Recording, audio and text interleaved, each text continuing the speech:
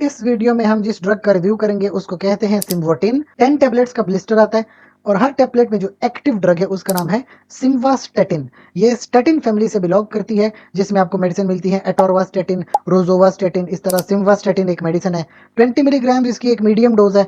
Low dose पे जाएं तो 5 मिलीग्राम में भी आती है, 10 मिलीग्राम में भी आती है और फिर 40 मिलीग्राम में भी आती है। ये जो स्टेटिन फैमिली है, ये आपके ब्लड का जो कोलेस्ट्रोल है उसको कंट्रोल करता है। ब्लड के अंदर जो कोलेस्ट्रॉल बढ़ जाता है उसको कहते हैं हाइपर कोलेस्ट्रोलीमिया। हाइपर का मतलब होता है ज्यादा और इमिया का मतलब होता है ब्लड। तो अगर ब्लड में किसी के कोलेस्ट्रॉल बढ़ गया है तो उसको हाइपर कोलेस्ट्रोलीमिया कहते हैं।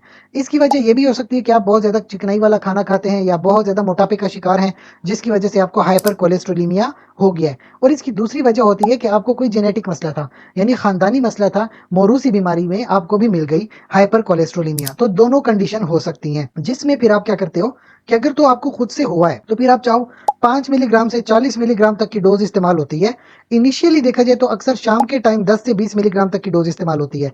बहरहाल जिस तरह से आपको डॉक्टर प्रेस्क्राइब करे आपकी जरूरत के मुताबिक वही आपने इस्तेमाल करनी है। बाकी जिन लोगों को मोरूसी ये बीमारी होती है हाइपर कोलेस्ट्रोलीमिया की, उनकी थोड़ी हाई डोज होती है, 40 मिलीग्राम तक की भी एक दिन में वो मेडिसिन ले लेते हैं। अच्छा, इससे एक और प्रॉब्लम होती है कि अगर आपके ब्लड का कोलेस्ट्रॉल लेवल बढ़ गया है, उससे कोरोनरी इवेंट्स भी हो सकते हैं। यानी कि आपकी दिल के अंदर जो रगे शरियानी गई हुई है, वहां पे अगर कोलेस्ट्रॉल बढ़ गया तो वो ब्लॉकेज भी हो सकती है, जिसकी वजह से हार्ट अटैक भी हो सकता है, एंजाइना हो सकता है, मायोकार्डियल इंफार्क्शन हो सकता है और ज्यादा खतरे वाली बात हो सकती है। तो उसको उस इवेंट से बचने के लिए भी ये मेडिसिन इस्तेमाल होती है कि आपके कोलेस्ट्रॉल को पहले से ही कंट्रोल कर लिया जाए, ताकि आपको कोई भी कोरोनरी इवेंट ना हो और आपको उससे बचाया जा सके।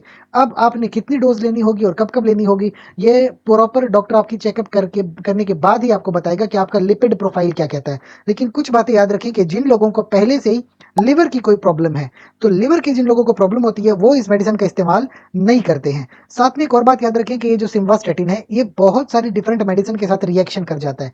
लिहाजा इतना आपने याद रखने कि जब आप सिम्वास्टेटिन लेंगे तो इसके साथ में कोई दूसरी मेडिसिन आपने नहीं लेनी है। एक अच्छा खासा 6 से 8 घंटे का गैप देके कोई और मेडिसिन लेना भी चाहें तो ले सकते हैं। अच्छा, कुछ लोगों की शिकायत भी है इस मेडिसिन से, जैसे कि सर में दर्द हो जाना, मसल्स में थोड़ा बहुत पेन होना, कभी कभी चक्कर आ जाते हैं या पेट में दर्द होता है, कभी कभी थोड़ी गैस हो जाती है या कॉन्स्टिपेशन होती है। इस तरह के कुछ एडवर्स इफेक्ट्स भी रिपोर्ट हुए हैं। बहरहाल वैसे तो ड्रग सेफ है। प्रेगनेंसी में भी तो मोटापा हो जाता है, तो याद रखिए प्रेगनेंसी में कभी भी खुद से कोई मेडिसिन इस्तेमाल नहीं करते हैं। ठीक है, कोई भी मेडिसिन इस्तेमाल करने से पहले अपने गायनेकोलॉजिस्ट से मशवरा करें और गायनेकोलॉजिस्ट के मशवरे के मुताबिक ही आप किसी भी मेडिसिन का इस्तेमाल कर सकते हैं। इसके अलावा अगर आपका कोई सवाल हो सिम्वोटिन के हवाले से तो आप कमेंट सेक्शन में पूछिए। साथ ही गुजारिश है, चैनल को लाइक करें, कमेंट करें, शेयर करें, सब्सक्राइब करें। शुक्रिया।